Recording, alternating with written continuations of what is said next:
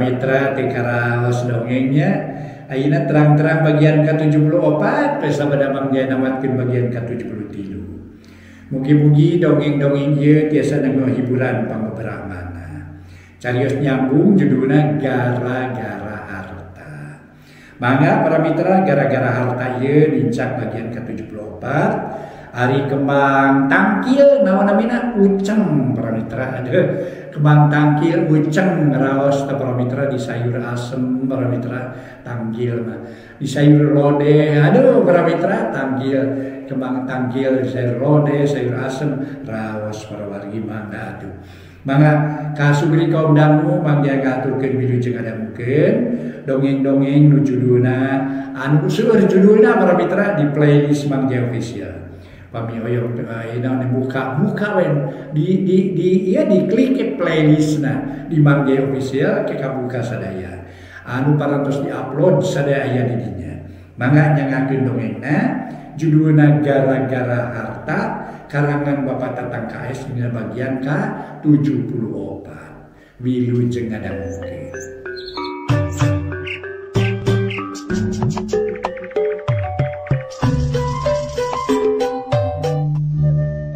Mitra kaum dangu wilujeng tepang dangu sareng acara matuh dongeng enteng pangbeberahmana Mang Jaya sapara kanca bade neraskeun hanca dongeng nu katunda carios nyambung judulna gara-gara harta. Ieu dongeng para wargi karangan Uat Tatang ayeuna teh nincak bagian ke-74. Dongeng parantos dugi kanalika Eulis Wiwin didatangan ku mitohana Oded salah sangka para wargi nyangkana mitohana Oded mah Eulis Wiwin teh pamajikanana Oded kitu mangga kumaha ieu terasna dongeng urang sami-sami hanca bae mugi-mugi acara ieu tiasa nyugemakeun carios nyambung judulna gara-gara harta karangan Uat Tatang dina bagian ke-74. Maucih beungeut narada beureum semu geuneuh. Semu keheul ka Eulis Wiwin da eta Eulis Wiwin disangka pamajikan Oded nu anyar. Janten Kang Oded teh tara ngintunan kangge ka prayogian putrana Ibu. Ari nyai sok ngabelet-belet maneh. Monya ku Ibu dicaritakeun kitu, tur monya didatangan ka dieu lamun ngiriman mah. Tembal Mauci. Disangkiku abdi mah biasa we sok ngintunan kangge kaperyogian putrana. Ceuk Ibu ge boro-boro kangiriman teh surat-suratna acan geus 4 bulan. Nya ku nyai sok elingan atuh kadinya. Sok dielingan tara. Mumaneha kudu ngiriman kanu jadi anak. Dumeh nyai aya di dieu we babakuna mah. Nu mawih henteu Ibu jalaran ku emutan abdi mah. Anjeunna teh sok ngintunan bae kangge putrana. Temal Eulis Wiwin sajelasna tara ngelingan. Tara nitah ka Oded kudu ngiriman anakna. Tah di dieu salahna teh. Jelema anu tara daek silih elingan silih geuing teh. Disangkana ku batur mah hayang ngareunah sorangan we, hayang sarenang sorangan. Teu ngareret ka sisi kagigir. Ieu nyai kasebut jeung anu misa imah mah. Tur beurang peuting aya sakuduna nyai ngelingan atawa nanyakeun. Nah geus ngiriman ka budak atawa acan. Lamun can ngiriman gancang titah. Ulah saruana lalaki eueuh kahidengan awewe cicing bae teu daek ngingetan. Cara kitu teh dianggapna teh ku Ibu mah saruana teh. Kunaon Ibu terus nu bendu ka abdi ngangge nyebatkeun hayang ngareunah sorangan. Pami kitu mah Ibu teh nyangki abdi istrina Kang Oded panginten. Ceuk Eulis Wiwin ku ayeuna bangun keheul. Da eta mah ucih make nyebutkeun hayang ngareunah sorangan. Ai eta kumaha ceuk pangakuan batin sorangan? Teu perlu nanyakeun deui atuh ka batur badina oge. Ya Ibu, abdi teh leres calik di dieu teh teu rumaos kasebat istrina Kang Oded. Mung di dieu mah ngiring nyiruruk kitu ge samantawi satungtung abdi teh acan kaing sewaan. Ari tos kaing sewaan mah abdi teh moal tetep wae di dieu tangtos ngali. Da abdi ge gaduh raos isin salalamina aya di dieu. Jadi nyai teh lain pamajikan Oded gitu. Ceuk Ma Uci. Sanes Ibu, abdi mah sanes istrina Kang Oded. Tiasa ditaroskeun ka tatanggi nu caraket atrapi sae taroskeun we ka Kang Oded supados jelas. Tema Eulis Wiwin. Geus sabaraha bulan nyai cicing di dieu ngahiji jeung Oded. Nya kirang langkung tos aya 4 sasih mah. Nah nyai teu ngarasa era cicing di dieu geus 4 bulan. Turun di cicingan lain baraya lain dulur. Ya Nyai, lamun disarakan ibu maknya ge kasebut di kampung. Lamun aya lalaki lalengohan ngampihan hiji awewe lain barayana lain dulurna atawa lain muhrimna sok didatangan ku pangurus daerah. Kitu deui lamun awewe lalengohan ngampihan lalaki nu lain muhrimna. Tapi ari di dieu tatangga jeung pangurus daerah teh teu curiga. Sanajan kasebut dulur atawa baraya oge. Yeuh, kasemah mah aya aturanana aya watesna 24 jam. Leuwih ti 24 jam kudu balik deui ka tempatna gancang laporan atuh ka ieu RT. Atuh lamun rek saterusna kudu aya surat pindah ti alamat tadi. Sanajan tatangga anu aya di dieu teu naon-naon ge kudu boga rasa curiga we keur diri sorangan atuh Nyai. Nah tatangga di dieu teh teu daek sawan geureuh teh sieuneun meureun nah kumaha. Taina mah kieu we Nyai nya ibu moal bisa nungguan nepi ka balikna Oded. Sabab bising kaburitan di jalan da puguh ti dieu ka Ciorai teh lain lalakon deukeut-deukeut. Ngan omat bejakeun ka Oded aya ninina budak kitu ti Ciorai. Jeung wayahna isuk pageto kudu kadatang ka ditu ka Ciorai. Lamun isuk atawa pageto teu datang pasti ibu ka dieu deui rek nyerenkeun budak. Lain ibu teu nyaah atawa mung ngurus ka incu. Ari bapana culculan mah bari teu ngiriman kuliah ka budak kalang layeuskeun. Ongkohan budak teh uruseun bapana. Ninina jeung akina mah ceuk tadi ge saukur nyanangan manguruskeun satungtung leutik keneh. Ayo hajang ojo, ongkohan hajang ojo bisi ngrek terus balanya keur dagangkeuneun. Ceuk Ma Uci. Akhirna mah balik deui. Atuh jerut tarurun tuluy ngaleos Ma Uci harita dijajabkeun ku ojo ka terminal. Samalah para mitra. Dipangmernahkeun di jero beusna. Sanggeus semah areuweuh eulis Wiwin ngagerendeng jeroeun dadana. Bari masih keneh cimak blek diuk dina kursi. Astagfirullahalazim. Aya-aya we nu ngadatangkeun ka teungeunah kana hate teh. Teu puguh-puguh aing ngadonkeun geutahna, lamun keuna geutahna teh mah. Asa jauh tina ukuran anggang tina gamaran. Samalah teu ngimpi-ngimpi acan baris kadatangan ku Sema. Nu nimulkeun ka teungeunah kana hate aing. Aing disangka pamajikan Kang Oded tur kudu daek ngelingan sagala ka Kang Oded. Dumeh geus lila teu ngiriman anakna. Aing mah nu dipake ke teungeunah teh ku eta we. Make nyebutkeun ulah hayang ngeunah sorangan, ulah hayang senang sorangan. Ai kunaon jelema teh nya? Kawas lain geus kolot wae ngomong teh sangeunahna. Padahal Kang Oded geus lila teu ngiriman anakna teh. Lain teu inget kanu jadi anak, lain teu ngarti kana kawajiban. Atawa lain dicarek ku aing tapi usahana keur tiiseun. Samalah mangkukna mah 2 poe teu namangan da eta tiiseun. Sedang setorana mah anger we kudu setor samistina. Teu nyaho tiiseun, teu nyaho teu bebeunangan.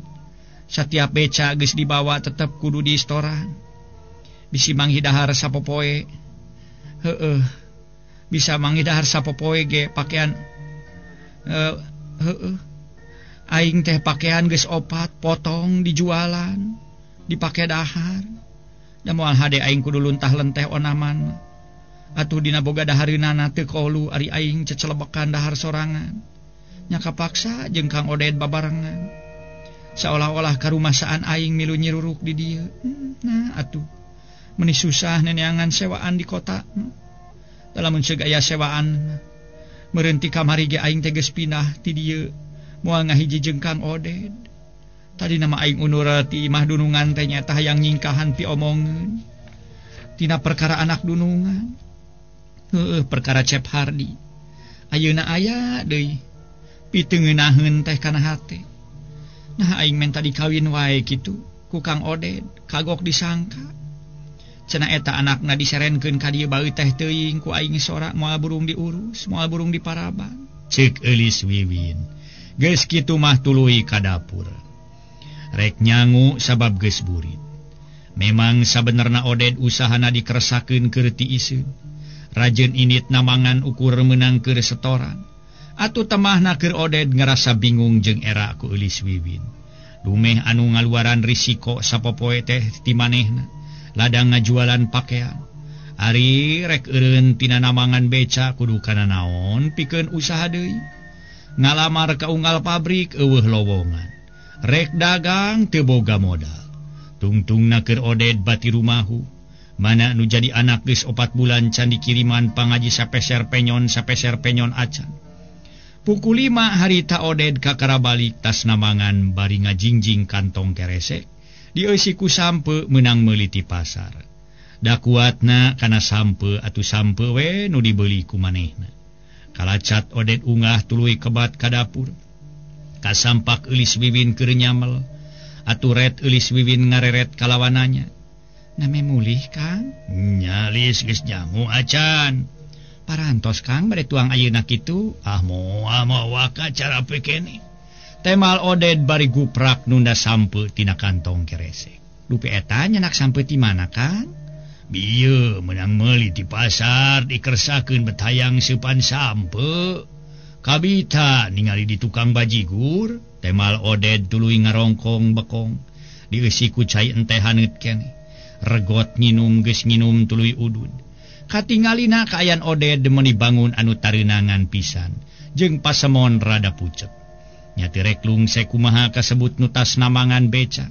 Ngaluarkeun tanaga gede teu sirikna bijil kesang tina panon.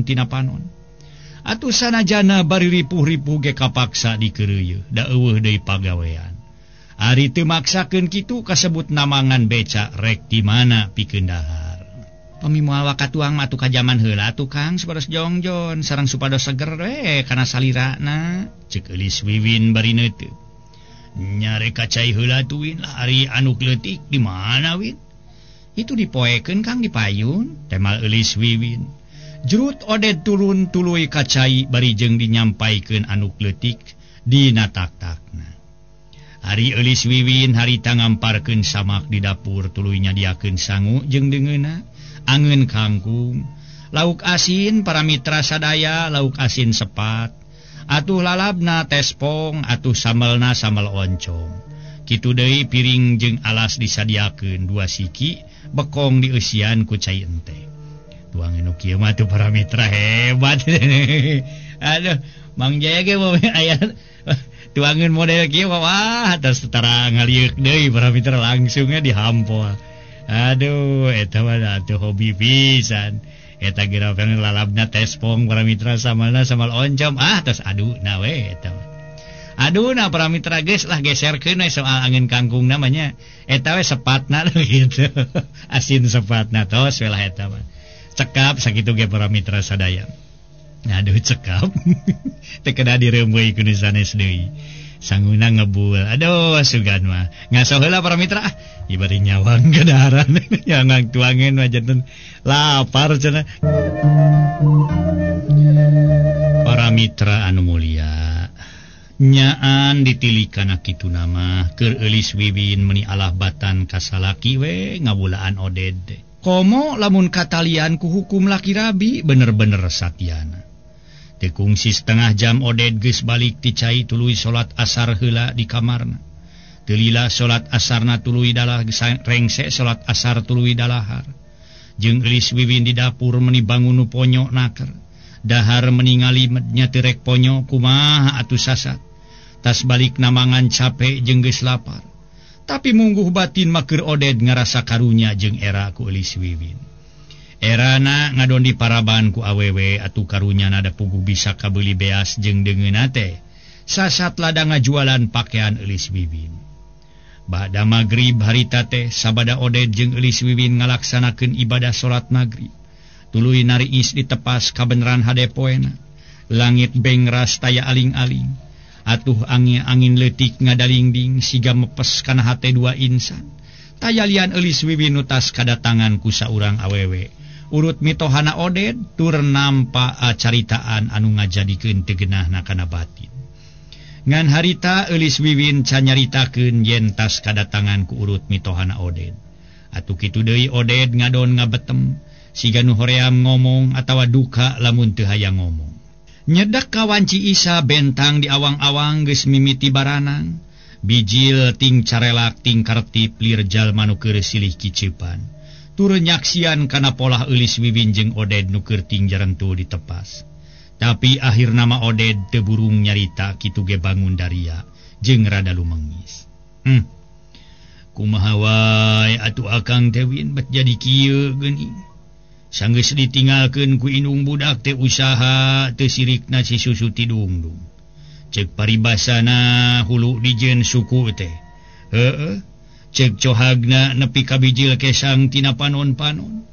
Tapi sesetna teh alah batan tinaon. Ngarah keur setoran ge ampir-ampiran teu kacumpon. Ari rek pindah pakasaban kudu kana naon atuh. Ngalamar pagawean ka pabrikan moal mungkin katarima da pugu unggah pabrik eueuh lowongan. Kana dagang kudu boga modal. Akang manu dipake bingung teh ku boga urusan budak we geus ampir 4 bulan ku akang can dikiriman pisan. Atuh moal henteu ninina jeung akina ngarep-ngarepna pangiriman ti akang keur kaperluan budak. Lamun ngarasa dosa teh mah ngarasa dosa akang teh. Ceuk sangkaan batur mah akang teh teu merhatikeun kana kaperluan budak. Beh dituna disangka akang teu tanggung jawab. Tur siga nu ngaberatkeun kanu jadi ninina jeung akina. Padahal lain teu merhatikeun atawa teu tanggung jawab. Lain teu inget teu nyaah ka anak, da saha atuh kasebut bapa. Atawa indung nu teu nyaah ka anak kabeh ge pasti nyaah ka anak. Komo ieu budak yatim teu boga indung. Kitu caritaan Oded ngebrehkeun kabingung hatena. Tina perkara usaha pikeun ngurus anu jadi anak. Bari hate ngarasana langsa can bisa ngiriman keur kaperluan budak. Da sigana lamun seug nu nyaritana di jiwa awewe mah geus moal henteu dibarengan ku ngeclak-ngeclakeun cimata. Sabab kasebut jiwa awewe paribasa juuh cimata. Heureut deuleu ponok lengkah, tapi jiwa awewe ge kumaha awewena da teu kitu kabeh. Atuh keur eulis wiwin aya caritaan kitu ti Oded teh asa di jalanan. Ceuk paribasana asa mobok mangi gorowong kalawan pok. Kang Oded, Kang abdi mah ngupingna kasauran Kang Oded anu nembe ngadampal kana paripaos asa mobok mangi gorowong. Menak cukang pikeun meuntas. Anu hartosna asa di jalanan asa dipasihan kalongaran kangge sasanggem. Malih tita tadi keneh abdi bade aya pisangemeun ka akang teh. Mun tadi mah teu acan wantun sasanggem teh wireh akang neme sumping. Sajabina ti kitu ngaraos asa-asa we ingis ngaganggu kana emutan akang. Nanging ayeuna mah abdi neme wantun sasanggem. Manawi kieu Kang tadi teh kinten badalohor. Waktos abdi nuju sasapu di buruan kasumpingan ku tamu istri tengah tubuh. Ngangais murang kali sareng saurang pameget anom kene. Anjeunna ka dieu teh ngawitana mah naroskeun akang mung ku abdi diwartoskeun teh acan muli. Nyaku abdi teh dipiwarang linggih atuh anjeunna kalebet sareng eta pameget anom kene. Sabada calik teras istri teh nyaurkeun tilas mertuana akang di Cioray. Nyaurkeun akang tos sakitu sasi teu aya kaemutan pisan kanu janten putra. Kalihna ti eta seueur-seueur we kasauran anjeunna nu teu raos katampina ku abdi. Kalayan abdi disangki istri akang nu enggal. Sajabi ti kitu sakedik ageungna tilas mertua akang kaguan sangkian ku ayana akang tos lami teu ngintunan teh kangge kaprayogian murang kalih teh dicarek ku abdi. Malih saur anjeunna teh abdi kedah ngelingan ka akang, seueur-seueur we cariosan anjeunna. Kirang-kirang abdi mah teu kiat nahan nafsu. Duka kumaha sareng tilas mertua akang. Nu mawi ayeuna mah ku akang kedah diperhatoskeun sawios sasen sapeser oge ulah henteu teuing. Atuh eta perkawis kangge kaprayogian sadi dinten wios ulah diang emutan kumaha abdi we. Sajabi ti kitu anjeunna amanat ka abdi meuni ipat-ipatan pisan akang kedah kaditu. Ceuk eulis wiwin kakara nyaritakeun kajadian nyaeta kadatangan ku urut mitohana Oded. Para wargi sadaya, atuh eulis wiwin kakara nyaritakeun kadatangan ku urut mitohana Oded. Jadi tadi teh aya ninina budak win. Sumuhun Kang malih disarengan ku saurang pameget anom kene. Aku naon kolo teh ngado nyusul-nyusul ka dieu. Kumaha lamun di jalan karasa lieur mangkaning mamawa budak. Sedang di Cioray ka dieu teh nilalakon deukeut-deukeut. Cenah aya tak akang geus lila can ngiriman keur kaperluan budak. Lain teu inget lain lebar mere nganaon atuh nu dikirimkeunana ku akang. Boga duit saongkoseun mah ke pokona mah eueuh hartina ukur bisa nempo budak. Sasari ge ari usaha neuteun tara kungsi dipenta tara kungsi disusul-susul. Gancang dikiriman. Ari eueuh mah kumaha atuh moal hade nyokel si kimata. Hari unyam injem kasaha da puguh dia mah eueuh injemen. Piraku ari akang kudu ngajualan pakaian mah ka tukang loak. Digana dibelina oge ku tukang loak kameja hiji ukur 1.500 perak. Lamun 2 kameja ukur 3.000. Bari boga duit sakitu kudu dikirimkeun. Atuh dipake ongkos ge ukur cukup sajalaneun. Nyaan kolot teh meuni eueuh tinimanganna pisan. Lamun kitu mah teh akang digawe di pabrikan atawa di kantoran. Sanajan gaji saeutik ge mayang tur aya arep-arepeun. Teu kitu akang boga pakasaban kana dagang, kitu ge lamun dagangna aya dina ieu payu. Ari usaha kana ngabeca mah teu bisa dipake anelan teuing nu hartina teu anger bebeunanganana. Kadang-kadang haneuteun, kadang-kadang tiiseun. Tampolan ngarahkeun setoran ge meuni seuseut. Kayang teh cing atuh sing aya tinimangan da geus aya mah moal buru ngirimkeun. Moal buru ngiriman keur kaperluan budak akang oge. Ti heula mah keur pareng usaha lancar sajaba bisa ngiriman keur budak teh. Make bisa mere sagala kanu jadi ninina jeung kanu jadi akina. Eta sajabana ti nyarita kitu teh nyarita naon wae ninina budak teh kawiwin teh. Henteu nyebutkeun budak rek diserenkeun maka akang, ceuk Oded semunu ngambek kanu jadi mitoha. Sumuhun eta ge kitu sajabi ti akang kedah kaditu teh upami akang teu aya bae kaditu. Di antawis 2-3 dinten anjeunna bade ka dieu kalayan bade nyerahkeun masrahkeun murang kali. Abdi manu dianggo teu raosna teh ku cariosan mertua akang nganggo nyembatkeun ulah hayang ngareunah sorangan, ulah hayang serenang sorangan. Kalayan abdi kadah ngaburukan ka akang supados tiasa ngintunan kangge mreyogikeun murang kali. Mun kangge kaperyogian murang kali maksad teh temal eulis wiwin. Memang bener urut mitohana Oded nyarita kitu. Nya ari ku kitu mah insyaallah sugan isuk pageto akang boga mili keur can ieu ongkosna. Budak rek dicokot we ari ninina bisi ngarasa diri riweuh mah ngurus incu ti akang. Geus geura sare ka dituwin lah bisi geus tunduh ceuk Oded. Tuluy ngarampih ka kamarna sewang-sewangan. Nyaan antara Oded jeung eulis wiwin parengkuhna teh. Nu hartina teu daek ngalampahkeun serong cacakan ukur 2an. Bari eulis wiwin ayana di imah Oded geus aya kana 5 bulan. Lamun lalaki nu kitu-kitu bae mah nu boga itikat goreng. Kawasna geus milampah serong komo kitu pada lengo. Diwuwuh eulis wiwin boga rupa. Tapi keur Oded mah teu wani ngalampahkeun serong sanajan baheula kungsi mika cinta oge ka eulis wiwin. Kitu deui eulis wiwin baheula mah micat mika cinta ka Oded. Rai poe kaayaan Oded beuki robah semuna, loba ngangluh, loba ngumbar lamunan.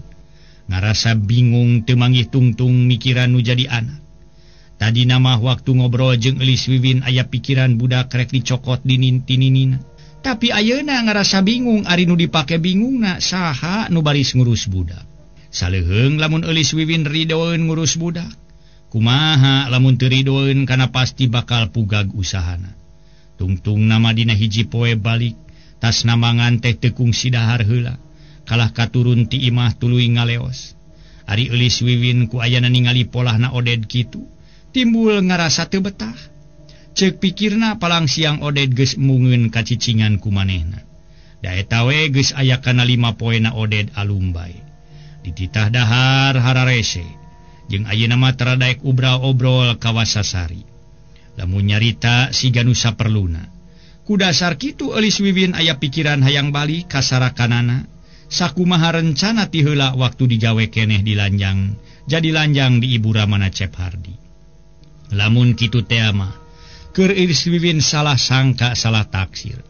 Padahal Oded loba alum teh lain geus bosen kacicingan ku eulis wiwin. Tapi pipikiranana ngacacang kanu jadi anak.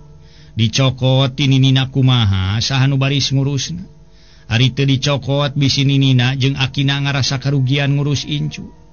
Harita Oded turun ti imah ngajugjug ka imah babaturanana nyaeta ka ngaran Salim. Kabeneran harita Salim nyampak aya keur niis ditepas. Bari nying hareupan cai kopi dina gelas meni ngebul keneh. Kalacat Oded unggah bari uluk salam. Assalamualaikum. Waalaikumsalam. Geuning Mang, tas di mana Mang? tema Salim bari diuk nangised kasih si Billy. Tetas di mana-mana jang Salim ngahaja we ka dieu ngadonrek ngabala cicing we di imah ni kararesel. Temal Oded nyarita nabari alum da puguh keur manggih karudet hate.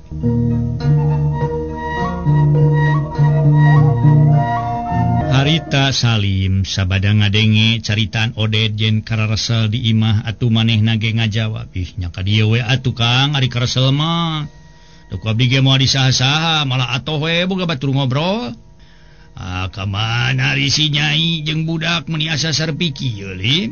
Oded nanyakeun pamajikan Salim jeung anakna. Keur ka akina budak memang biasa we lah nganterkeun ompreng jeung ududeun. Da pugu akina budak teh teu boga nu ngabulaan. Dititah di dieu teu daek. Leuheung jang Salim mah bisa keneh ngurus nu jadi kolot. Tur bisa keneh mere sedang emang boga anak hiji ge geus heubeut teu kakiriman. Teu kakiriman pangaji saperak-perak acan. Da puguh naon atuh nu kudu dikirimkeun ku emang, lain teu inget, lain teu nyaah kanu jadi anak. Boga duit saeutik mah beak we ku ongkos. Tapi kamangkukna cek baraya emang kungsi kadatangan. Nya teh ninina budak ti Cioray. Nu maksudna marek menta keur kaperluan budak. Nganjeung mang mah teu kungsi tepung sabab mang can balik harita teh. Atukeun ari ku perkara datangna kitu teu jadi soal. Ngan eta we keur emang mah nu jadi teu geunah kana hate teh ku omonganna ninina budak. Ku urut mitoha make nyebutkeun ulah hayang ngeunah sorangan, ulah hayang senang sorangan, ari nu jadi anak teu dikiriman. Atuh baraya emang nu di imah ngarasa teu ngeunah ku caritaan ninina budak. Lamun asa kasigeung teh mah asa kasigeung atuh, ceuk Oded nyaritakeun kadatangan ku urut mitohana. Ari kitu geus we budak mah cokot atuh mang, ceuk paribasana manggih teu manggih dahar oge. Atuh katingali-tingali barang yang pentingna. Tibatan kitu matak jadi piomongeun ninina jeung akina budak. Eta ge tadi nama aya pikiran kitu. Rek dicokot di mana emang geus boga keur ongkosna. Ngan dipikir deui ku emang saha nu rek ngurus budak. Kapan aya baraya emang lain? Ceuk Salim bari neuteub. Bener aya baraya emang teh mah. Ngan sieun teu ridoeun we mangkaning budak leutik keneh. Lamun hese ngurus teh mah hese ngereh ngurus umurna ge ka 3 tahun jalan. Sajabati kitu emang teh ngarasa era deui we kudu jadi baraya. Nya nu dipake erana mah dumeh manehna sok merean dahar ka emang. Jadi lamun kitu teh mah keur deui emang ngadon di paraban ku ieu we ku baraya. Sakuduna mah emang nu ngurus manehna, da manehna teh semah emang. Tapi tibalik mang kalah diurus ku semah tungtungna teh. Keun bae ari manehna bogaeun mah atuh mang mana kitu ge. Tanah karumasaan we manehna dirawatan ku emang. Ngan waktuna we kaburu beak teh geuning jang para mitra sadaya.